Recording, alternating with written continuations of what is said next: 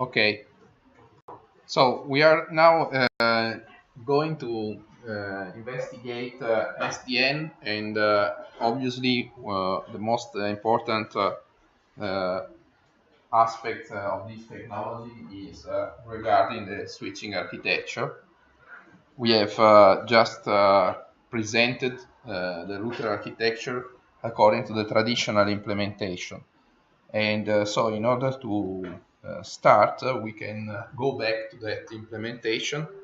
And if you remember, this is the general architecture where you have the line cards, the centralized, the distributed control system.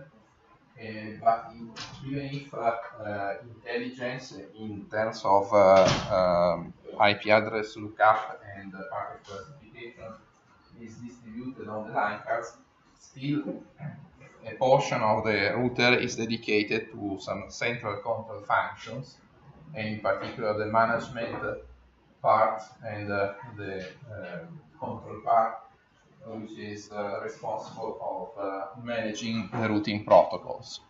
This is basically the intelligence, if you want, of the router, management and the control part. Management controller is usually the place where you implement the operating system of the equipment, and the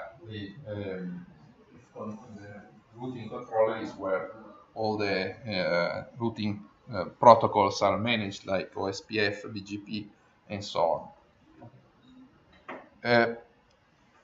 So this is the traditional implementation, which corresponds to the concept of buying all the equipment together with the software from the same vendor. We have already seen this picture at the beginning, and I was mentioning that the number of protocols which are running on a high top level switch is very large, and so the software part is important, especially when in terms of costs. So all these protocols are implemented in the routing or the management part of the router, and in order to be maintained, updated, and so on, the service provider has to pay very high, for example, very high fees or monthly fees or annual fees for software maintenance and update. And this is the list of the protocols that are implemented in here it says Ethernet switch, but actually this is an equipment that also is capable of layer 3 functions. In fact, you see that there is BGP and other routing protocols. And so the list is really impressive. And also the number of protocols that are, of new protocols that comes out and are generated in this context is very increasing rapidly. This is a scheme that shows how many RFCs are published each year. The RFCs are the documents of IETF, which is the Internet standard body. Each RFC usually is a recommendation that explains how to implement a given open protocol. And so roughly the number of RFC that you see is strictly related to the number of protocols that should be implemented.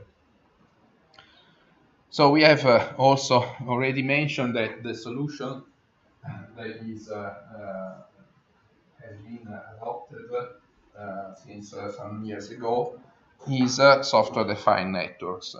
By software-defined networks, on the side of the equipment, we mean that the service provider can buy hardware separated from the software, and so also the providers, the vendors of the hardware becomes specialized on the hardware, while the vendors of the software creates another community that is similar to the app developer community that you have for Android or iOS or Apple Mac iOS and so on. The target is that with this separation, prices can come down, and also the diversification of the suppliers enable to minimize the cost. However, in order to enable this separation, the architecture of the control system, and in particular the control plane, has to change compared to the traditional vision that we have provided so far. So in the control plane today, you have a specialized hardware that is controlled by specialized software that implements only the control plane, and also the features that are implemented are basically decided by the vendor of the equipment. So if I want to introduce a new feature or I want to change a protocol with another protocol, in the traditional market, the provider always has to ask the vendor to introduce these innovations, and so then it had to wait for the product to come out supporting that specific new feature. So the advantages of this transformation are not only related to the equipment side. There are many different advantages. For example, the network management is greatly simplified because we pass from complicated and dedicated configuration software to something that is more general and can be used for also control different equipment, maybe also of different vendors with the same controls or management software.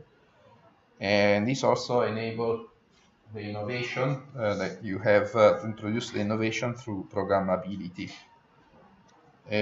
Since asking for new features in the past was difficult, now instead it becomes easier, and so if a new feature has to be implemented in terms of a new protocol, this can be easily done and also easily tested, also on a production network. So the internet in this way can evolve a lot compared to the current internet implementation that, as we have seen in our brief review, is the same as it was 50 years ago.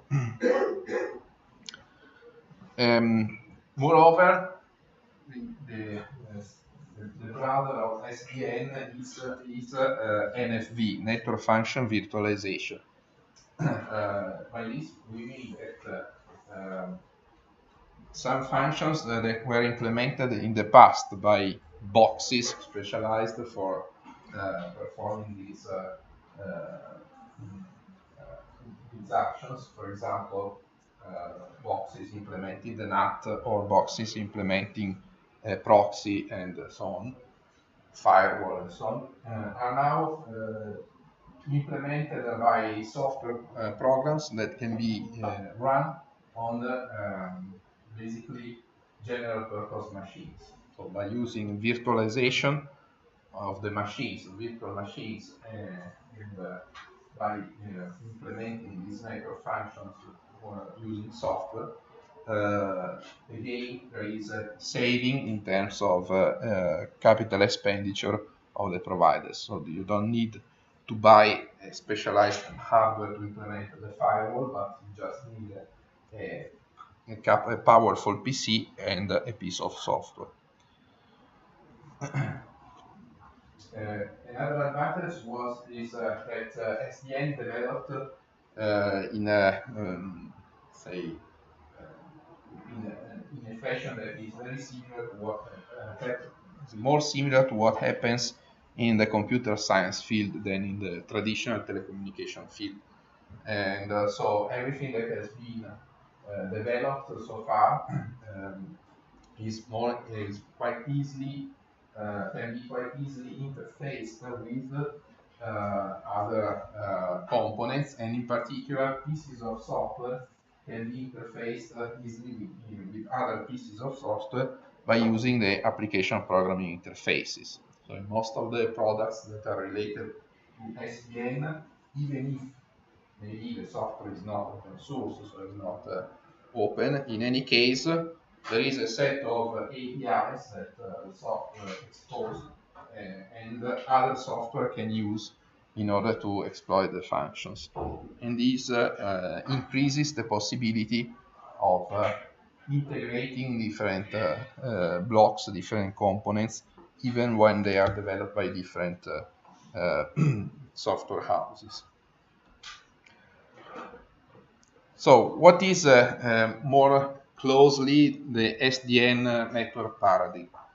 First of all, yes.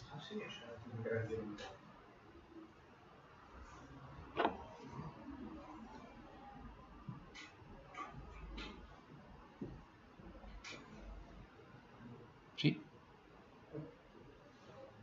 Qualcuno l'aveva estratto. Okay. So first of all, we have this concept of separation between the control plane and the data plane. So hardware is decoupled from the controlling decision. We start from, this is the traditional model that you have of a network equipment where you have the specialized packet forwarding hardware controlled by a local operating system that is installed in the machine, in the equipment. For example, Cisco iOS for Cisco routers. And then some other software that is running on the operating system to implement specific protocols or specific functions, all in the same equipment in a local environment. So this is with SDN, this is a split, and in the control and the data plane start to be deployed into different physical entities. In particular, along with this concept, there is also the possibility of adopting centralization strategies. In the traditional implementation, since everything is local and installed on the same on a single equipment, the only possible implementation of the control plane is a distributed control plane. In fact, for example, for the special case of IP routing protocols, we have already mentioned that they are distributed. And so each router that is connected in a network, for example, inside an autonomous system, participate by exchanging information with the other routers to, let's say, the OSPF protocol, which is a routing protocol. And so the OSPF is completely distributed. Now, since we are decoupling the operating system and the control plane from the data plane, there is also the possibility of centralizing the control plane. And in particular, you can concentrate the operating system on different equipment in a single physical computer, a single machine, and this is the other extreme, so the full centralization, when you have one single implementation of the control plane that is controlling a plurality of equipment with the data plane. This is one way. But also you can decide for an in-between solution. Let's say you can distribute the control plane into, say, 2 or 3 different machines, and the data plane remains implemented in the set of equipment that is making up the network in the data plane. So this small pool of machines can control a network area. Then the other step is that is basically the consequence of this decision: the migration of all the operating systems that you have in the equipment into a single network operating system. You are not anymore controlling each equipment separately, but since here we want to be able also to work with multi-vendor equipment and equipment of different type, we need to define a network operating system, something that is network-wide and can be used, can be interfaced with all the equipment of the network. This, of course, independently if then we will deploy this network operating system on a single machine, so in the centralized version, or in a pool of machines in the semi-distributed version. This is the first step, so the migration, but unfortunately, if I zoom, then we lose a part of the screen. This is the best. This is the migration of the control logic into a centralized network operating system. Then there is another step that is the migration of the implementation of the single functions and protocols that you have in the equipment into a set of applications that are running on this network operating system. Okay? So these applications can be used to implement again the same functions or protocol functions that you originally had distributed in each piece of equipment, and by doing this you can introduce innovation inside the protocols and inside the functions. And then the final step is to replace this specialized hardware into a commodity switching hardware, something that is the same independently of the type of switch that you want to implement, because now in the fully distributed data plane, the only function that is remaining is the switching of the packets, okay? Or switching of, let's say, in the generic switching of protocol data units. They may be packets, they may be frames, they may be segments or whatever. But in any case, the simple operation that you have to perform, the physical operation, is to transfer protocol data units from one input interface to one other output interface under the control of the network operating system, which is in its turn controlled by these applications. So by switching to the commodity hardware, a large reduction of expenses is expected. This network-wide operating system is embodied into a component that is called a controller. Software-defined network controller is a software that is running on one or more machines, and it's implementing the network operating system. And the controller may run on general purpose PC. Okay, you just need a server or a PC to run the controller, and you don't need anymore any real network equipment.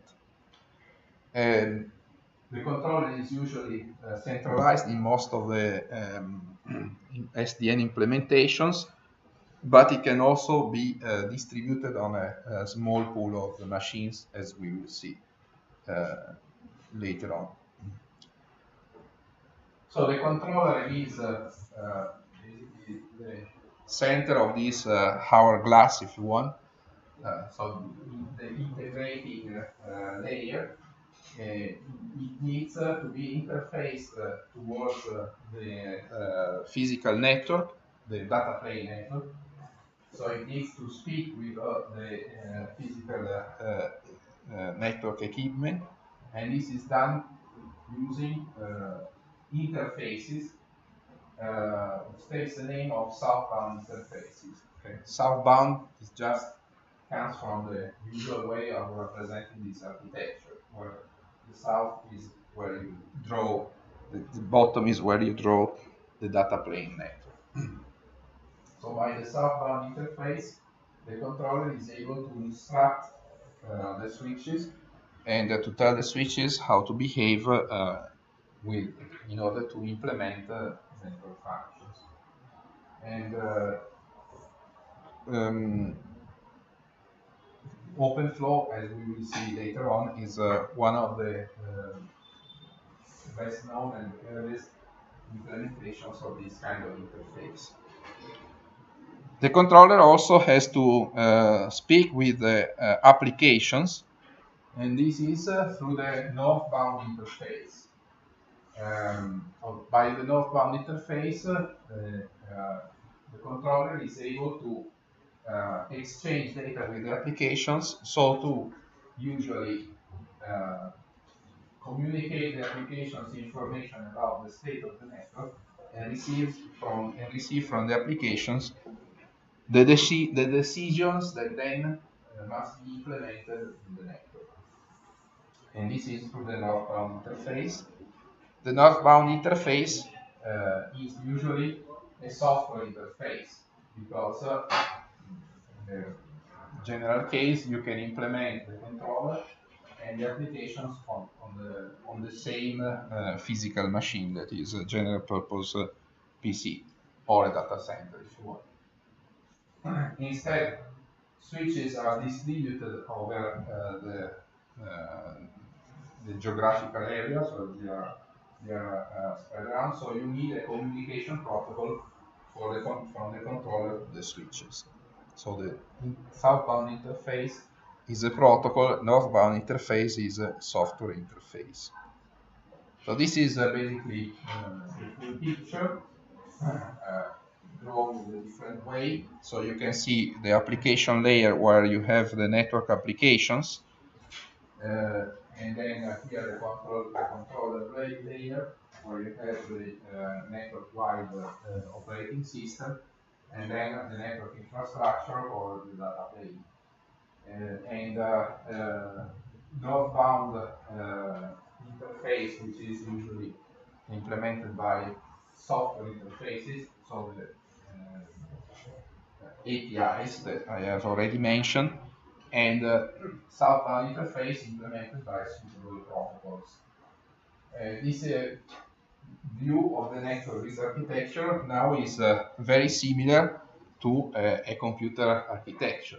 So where you have basically the controller, that is the operating system, corresponds to the operating system of a computer that provides the programmatic interfaces for the network. The network is the implementation of the network interfaces in the computer, and then you have the applications that are running over the controller, that is the operating system. Controller works as a mediator. Sorry? Controller works as a mediator. Yes, exactly.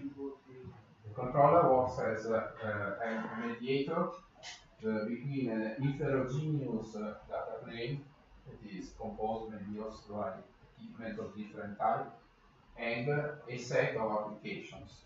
So that it's very similar to again the concept that you have in a PC. You can be also more specific. In the PC, you have different hardware modules CPU, the GPU, the network interface, and so on.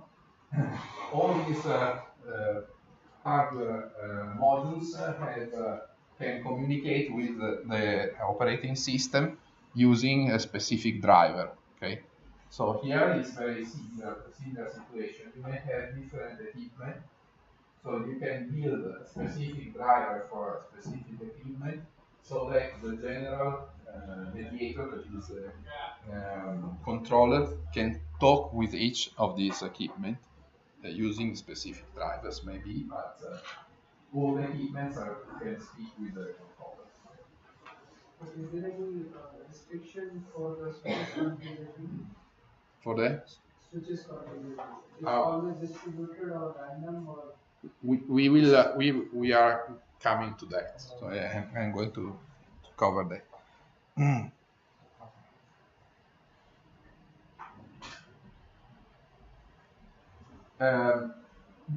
Northbound interface based on software application programming interfaces. I mentioned that the controller sends information about the network and gets back from the application instructions. The information that the controller exposes to the application is, however, an abstracted view of the network. So the controller does not need to give to the applications all the details of, for example, the physical layer of all the interfaces of the network. Just the general abstracted view is enough so that the applications can work in a simple way. And on the other side, on the southbound interface, you need specific protocols to communicate with the specific equipment. There is one protocol that has been invented for SDN, and so it was born with the SDN concept, which is OpenFlow. OpenFlow is a protocol that allows to control a generic switch. We will see that, however, if OpenFlow is used, the switch has to support certain capabilities, so has to have certain capabilities. Not all the switches are compatible with OpenFlow, and so other solutions may be adopted beside OpenFlow using other protocols. We will not go into the details of these other protocols, but I will mention them maybe later on.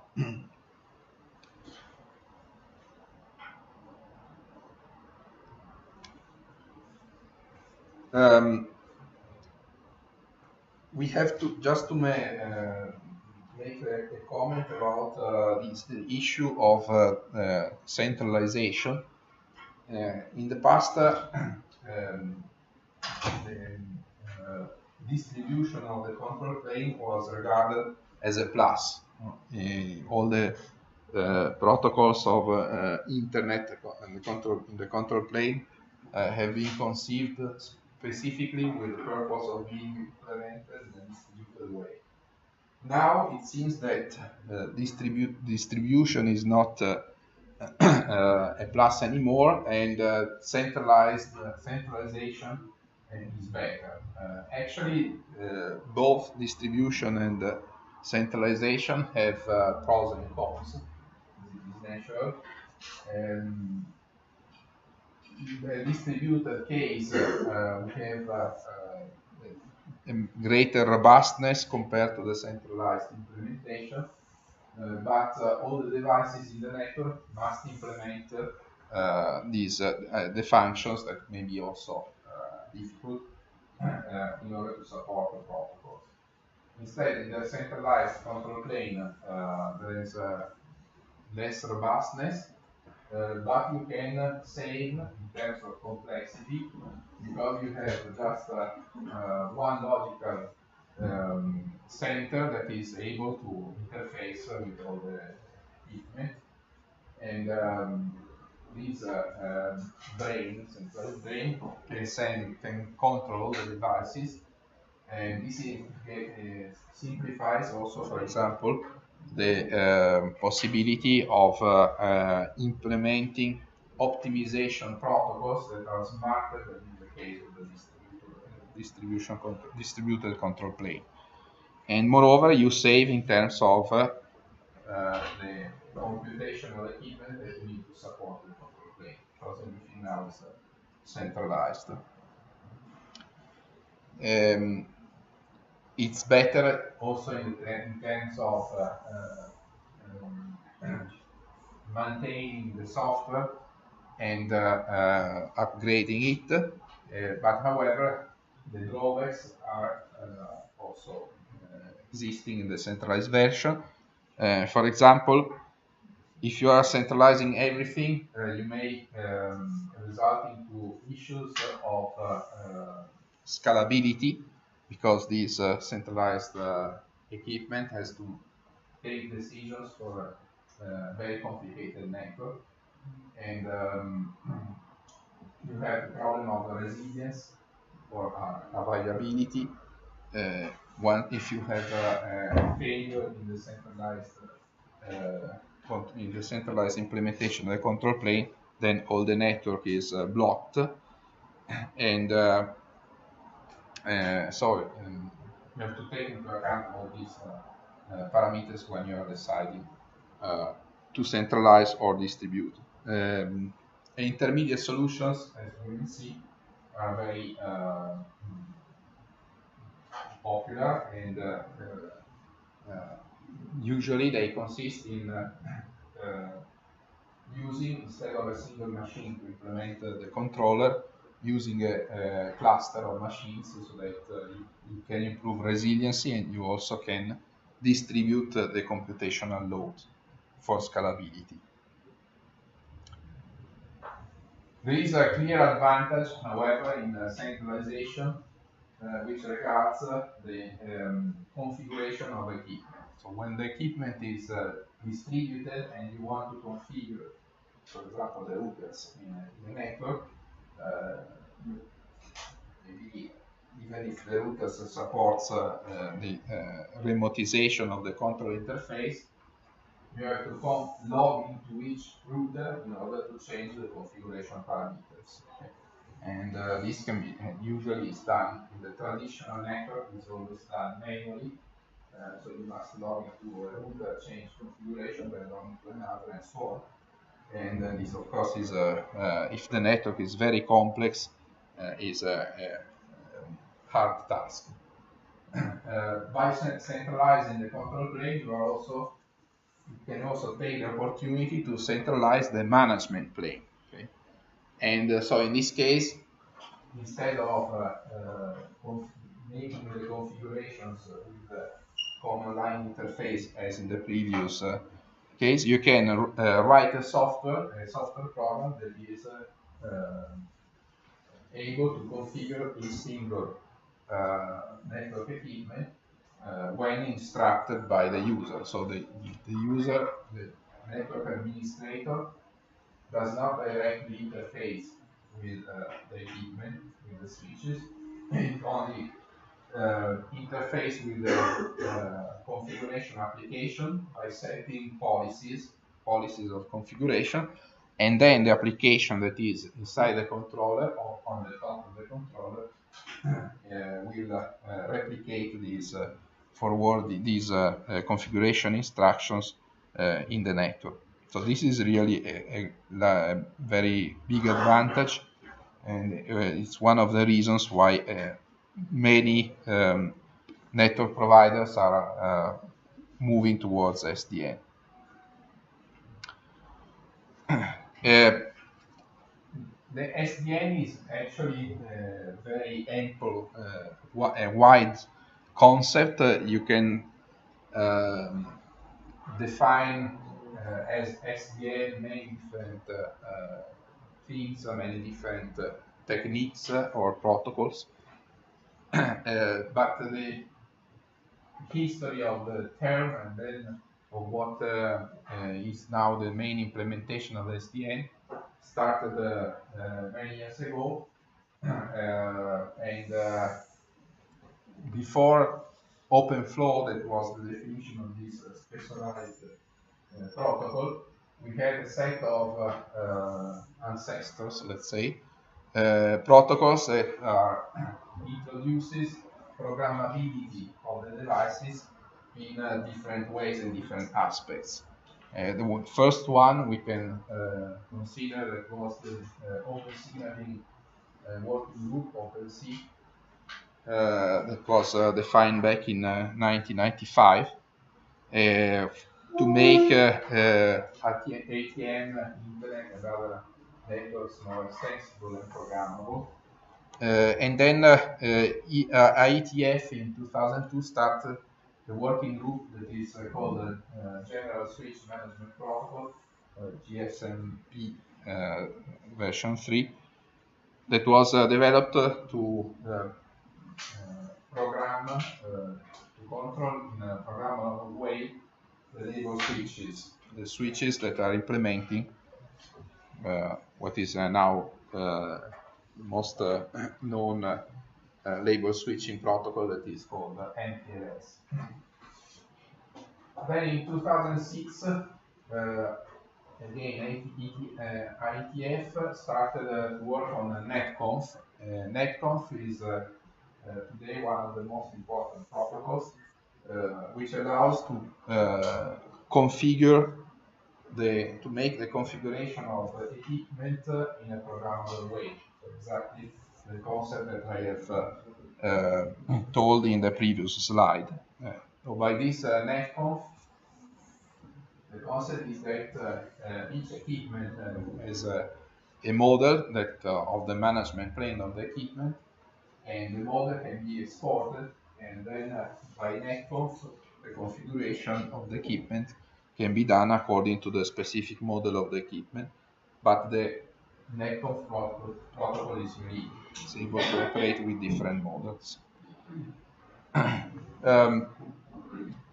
There was then work done in Stanford University, that is the place where OpenFlow was born, actually.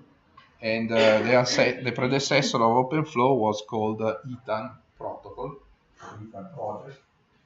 And here, the idea of remotizing and separate the control plane from the data plane was more defined and more concrete.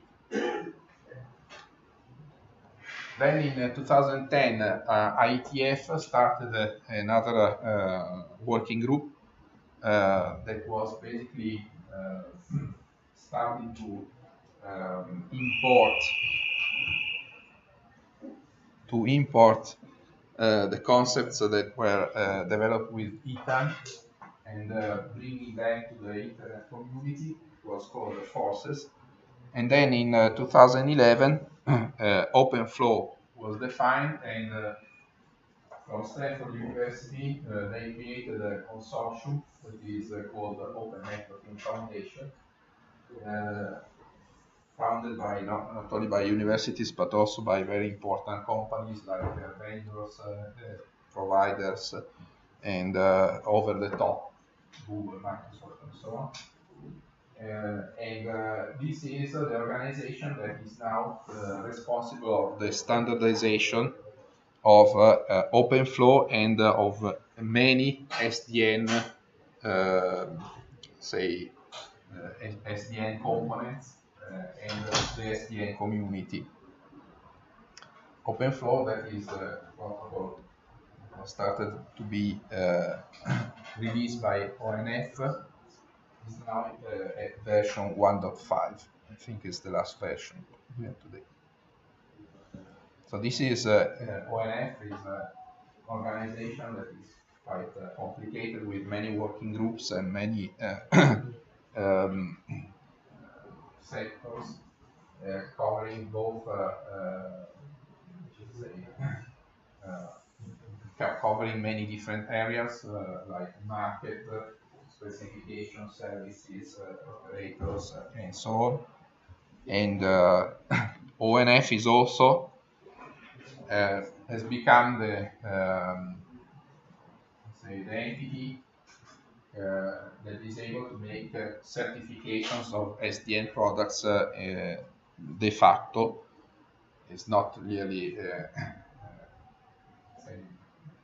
responsible of certifications by law, but all the new products are certified by ONF, and the usual way to make these certifications is to participate to interoperability tests. Okay, large interoperability tests where each vendor or each producer of SDN software or product participate and has to prove that what he is proposing is able to interact with the other vendor software or hardware.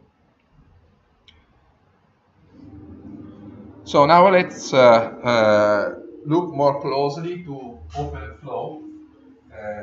Again, not because this is the only solution for the southbound interface, but because it's quite simple to explain its functions and to understand why it is different from the traditional protocols that we have studied or reviewed before.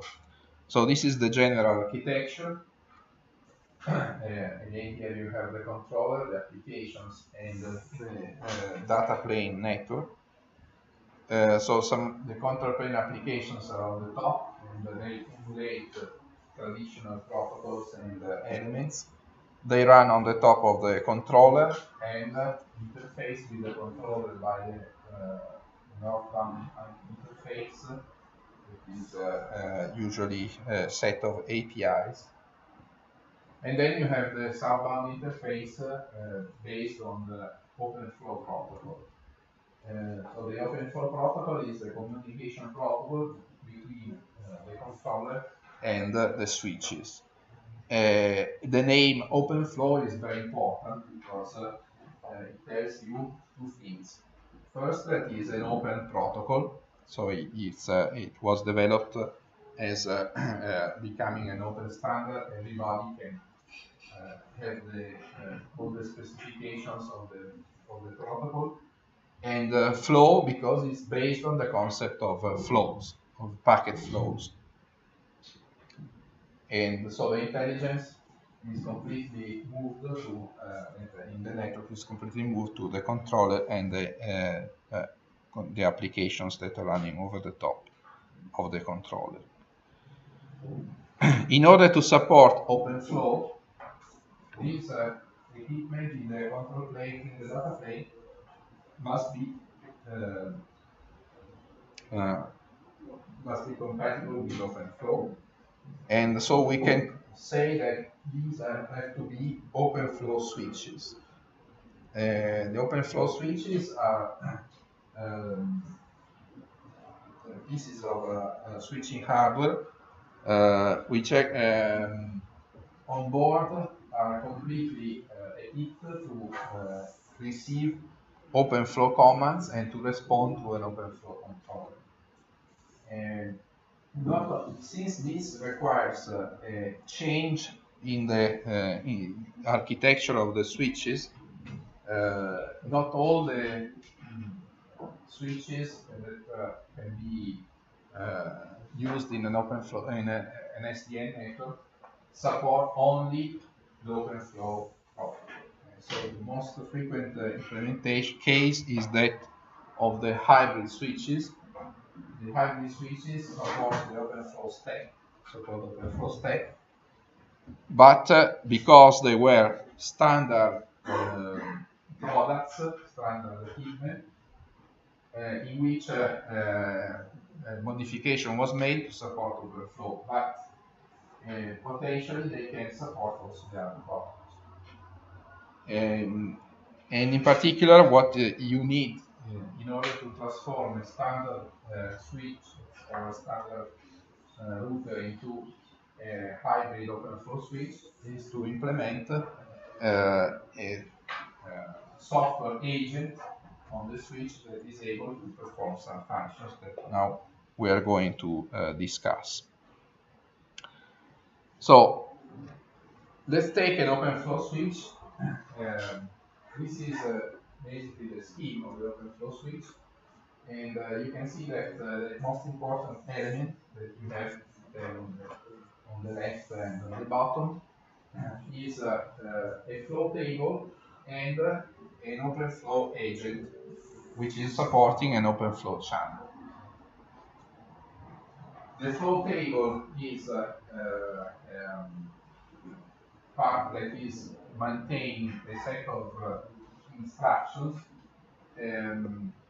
which are implemented in the form of a table. And the OpenFlow agent is the one that is capable of responding, of speaking with the OpenFlow controller by an OpenFlow interface, which means that this part here has to be able to send OpenFlow messages and receive OpenFlow messages, and then parse the messages and translate them into commands. The flow table is a table, as you can see, and it is called a flow table because each entry or each row of this table corresponds, is associated to a flow of packets. And these kind of tables are exactly the same that we will see when we will talk about packet classification. So the OpenFlow switch is based on the packet classification principle, which means that when a packet enters into the switch, instead of doing the simple IP lookup operation that we have seen in the router, here many fields of the header of the packet are considered and they are matched inside this table. So they are matched with the entries of the table. And then, as the result of this matching operation, the matching rows of the tables contains the actions to be taken on that specific packet. Instead, here on the side of the agent that is implementing the OpenFlow protocol, we need something that is able to open and maintain a connection with the controller. Usually the connection is based on TCP. Actually, it's based on the version of the secure version of TCP, which is called TLS. With TLS, you can open a TCP connection that is a traditional TCP connection, but with many, let's say, extra features that guarantees the integrity of the information, the security of the information, so the information is usually encrypted, and also guarantees the identity of the speakers. So the identity of the controller is certified, as well as the identity of the switch is certified.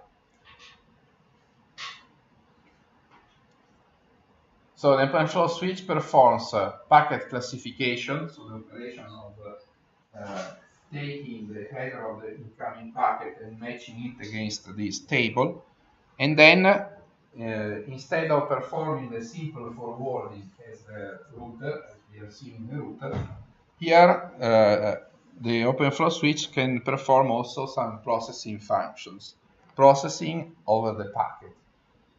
So it's something that is, let's say, richer in terms of features compared to the IP lookup that you can do with the standard IP routing table. And so this means that the flow table is divided into rows and also divided into columns. And the first columns that you see here in gray are the classifier part. Each of the sub-rows in these columns of the classifier contains the values of the different fields that you can find in the header of the packet, and these values are matched against the incoming packet. And in this by OpenFlow, you can consider not only fields of the IP header, so the header of the IP packet, but also fields of other headers. For example, you can consider fields of the layer 2 header, so the data link header. So, for example, source and destination MAC address in case of Ethernet, or VLAN identifier, which is another field of the Ethernet header. So this is layer 2. Then you have the fields of IP, not only source and destination IP addresses, but other fields like, for example, the protocol identifier, which is inside the IP packet, the header of the IP packet, and another field that is called type of service, to specify the features of quality of service information about that specific packet. And then you can also consider layer 4 header. So if the IP packet is carrying a segment, so it means UDP or TCP segment, then you can use also, for example, the source port and the destination port that are included into this in the header of the segment. So all these fields can be considered together, and this is why this is a packet classification and not simple lookup. Moreover, we have also to notice that in the IP lookup operation, when you have matching with more entries of the IP table, in order to choose a specific entry between the matching ones, you have to use the longest prefix matching rule, as we have seen in previous lessons. Here you cannot choose according to the longest prefix matching, because the only fields that are formatted as an IP packet, an IP header, are these two. All the other ones are not formatted as IP headers. So the concept of longest prefix is not applicable to the other fields. So what is the solution? Is that all the rules are prioritized. So you have an explicit indication of priority for each rule, and when you have more than one rule that is matching with the incoming packet, you choose the highest priority rule. This is for the classifiers part. That is this one. Then you have the other part that is that contains the action. Which action has to be performed on that packet that is matching with the specific that specific row. And here this is a list of all the possible actions. So you have forwarding actions, so send the packet to a specific port. You have the possibility of dropping the packet. You have the possibility of modifying some fields. You have the possibility of sending the packet to a virtual port, and so on and so forth. Everything is specified by the OpenFlow protocol. Okay? So there's a lot of actions that the switch can be instructed to do. And finally, there is a section of the table that is dedicated to collect statistics. So here, each time a packet is matching a line, for example, there is a counter that is incremented. So the switch is able to speak with the controller and send to the controller statistical information about the status of the flow table. This relates to the actions. Okay, so clear. Note also that the classifier contains not only fields of the packet, but it may contain also metadata, and always contains the incoming port, so the port where the packet is has come into the into the switch.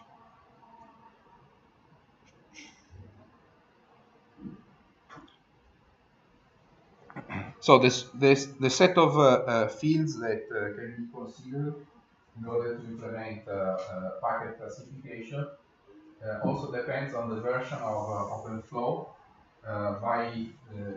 In the first version, the number of possible fields was quite limited, and then with other versions, with the newer versions, they expanded the possible number of fields that can be considered.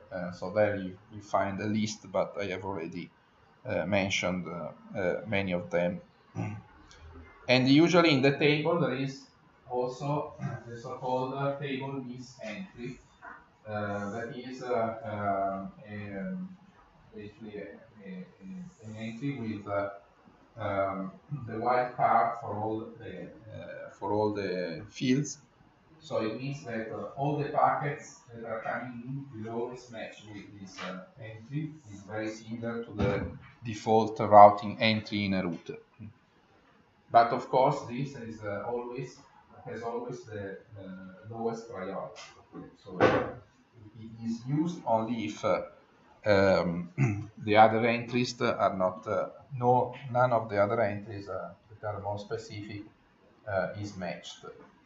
And usually this table miss rule has typical actions that can be, or for example, drop the packet because the packet is completely unknown, or more frequently send the packet to the controller because the switch does not know how to handle this packet locally, but maybe the controller, who has a broader view of the network and runs the control protocols, is able to handle the packet. So in this case, the packet is encapsulated into an OpenFlow message, and then it is sent to the by the OpenFlow interface towards the controller, and the controller then can decide what to do with this packet, as we will see. Actually, life is not so easy. Here we have represented only a single table, but in real OpenFlow switches, you can define multiple tables, and packet processing can be done by cascading the lookup to different tables. So I won't go into the details, but this expands the flexibility of of the switch. So OpenFlow actions. Usually the OpenFlow switch that is able to handle the packet in a local way have to apply these actions.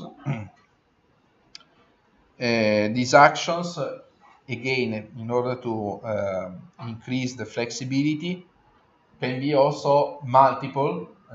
So not in a row. You don't have a single action that can be performed, but a list of actions. And when the packet is matching that specific row, the switch has to carry out the actions according to the to the order in which they are listed into the list. And since two different packets that came to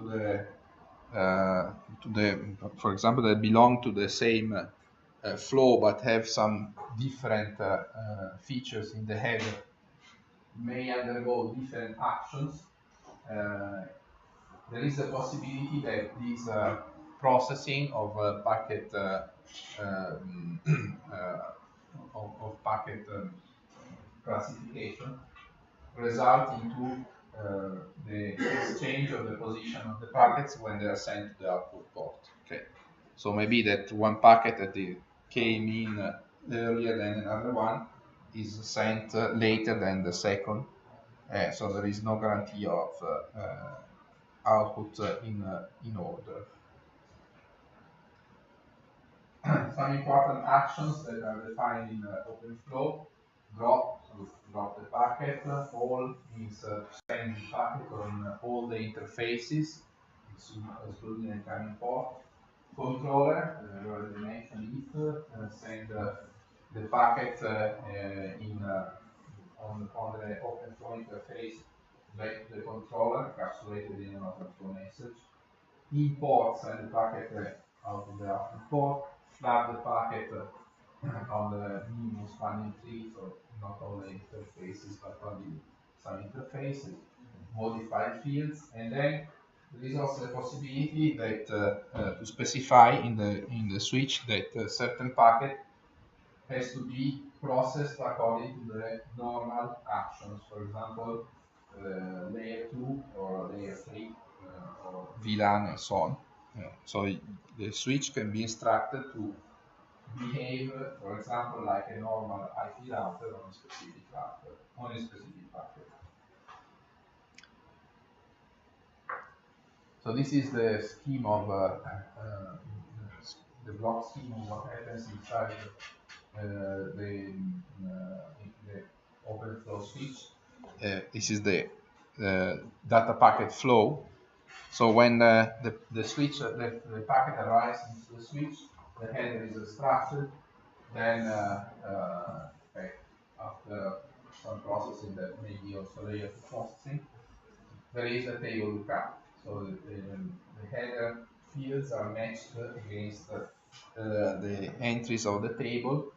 And if you find the matching entries and the top priority matching entries is the one that is selected, then the action is applied, and if there is no entry with no matching with any entry, the switch will perform what is the packet miss instruction. For example, send it to the controller. Okay, this is the when we perform the table lookup, not necessarily all the fields of the packet or that are present in the table lookup are actually matched with the incoming packet. If the incoming packet is identified as, for example, an IP packet, then only a subset of the fields will be used. For example, Ethernet fields are used for all the packets. The IP fields are used only for specific packets. The ones that with Ether type is code, means that inside the Ethernet frame there is an IP packet. TCP fields are only used for packets that have protocol number equal to 6, that is TCP, and so on. OpenFlow counters. Here you have a set of counters that are present in the OpenFlow table. For example, you have counters that are per port, counts all the packets that are coming to a specific port with all the possible classes that you see there. Can be per table, can be per flow, or can be per queue, and so on and so forth. And usually all these counters have actually not usually, but all the counters have a limited size in terms of number of bits. And when the counters arrive to the maximum value, there is the wraparound, so they reset to 0 without any overflow indicator.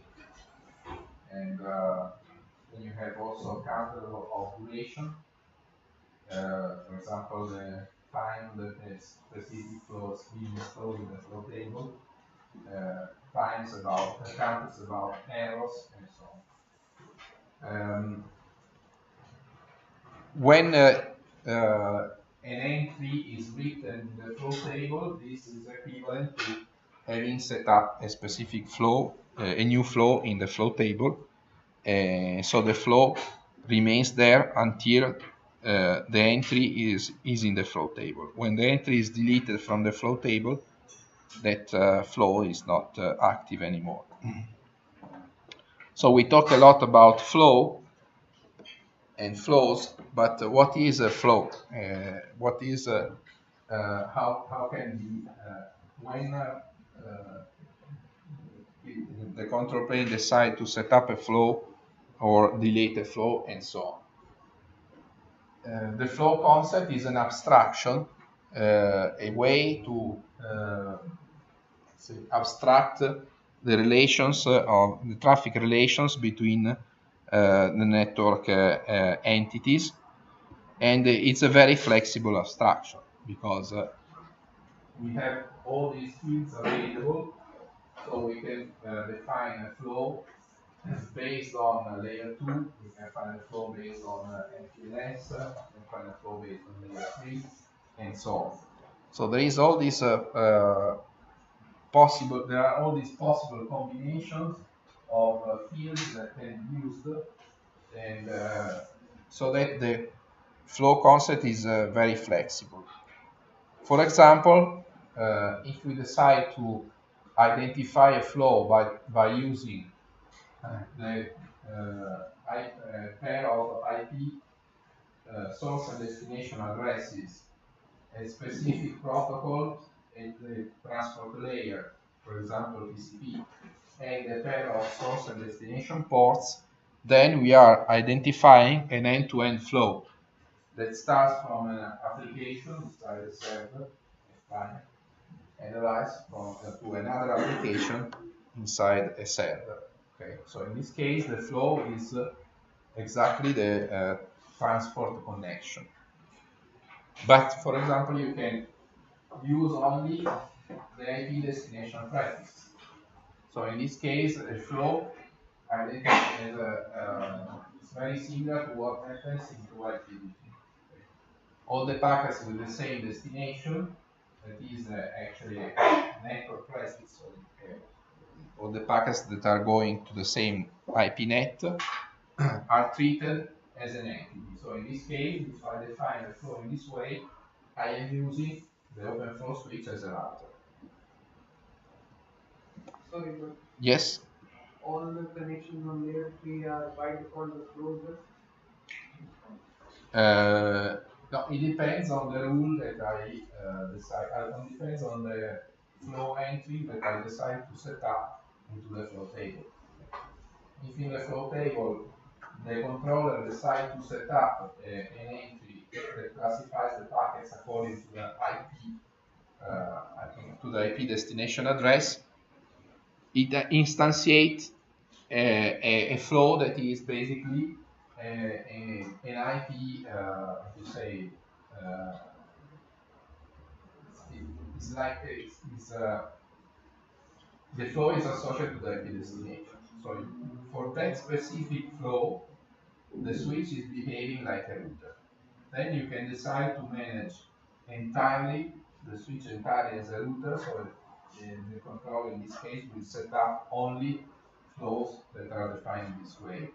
But you can also mix the things. So you can decide to define a flow in this way and another flow in this way.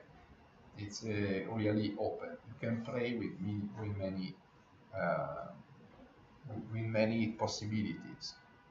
Okay. Then you are saying it's end-to-end sort of connection, right? Something Here, like if you something define like IP transit end-to-end. no, this is not end-to-end. If you identify a flow in this way, here you will probably put in the action the instruction forward to the next hop router.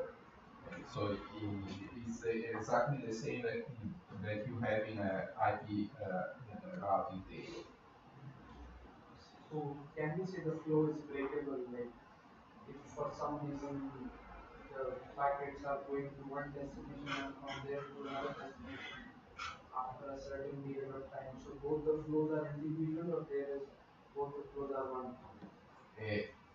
What you do in a switch, so what you want to do in the switches of the data plane is completely under your control. So obviously in this way you can also create misconfigurations, okay, or nonsense configurations in principle. But if you want to manage all the switches in a consistent way, you should not do very strange things. For example, if you want all the switches of this network behave like routers, then you should instantiate in all the switches the flows in this way. Not only that, but before selecting, before defining the next stop for each of these entries, the controller should run a centralized shortest path algorithm in order to make things consistent. Because otherwise, so if I, for example, imagine that you have a network like this.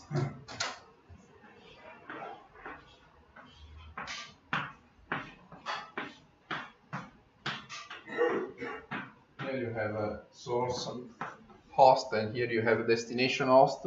These are all routers, okay? And then you decide that you want, or OpenFlow switches, you want your OpenFlow switches to behave as routers, okay? So from the source to the destination, before defining these entries in all the switches, first the controller, that is here, should run a shortest path algorithm in order to find what is the shortest path, okay, the best route to follow. Okay. So once this is done, so the controller is aware about the path, then the controller has to configure the flow tables of the switches, and it will create an entry. If this is destination A, it will create an entry in each switch where there is A and as a classification only according to the IP destination address, and then here you have the next stop, okay, as we have seen in the routing table.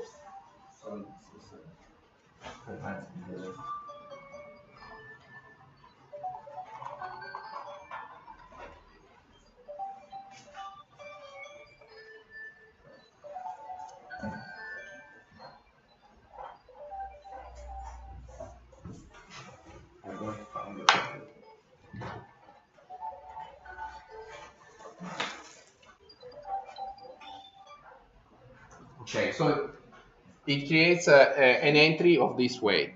No.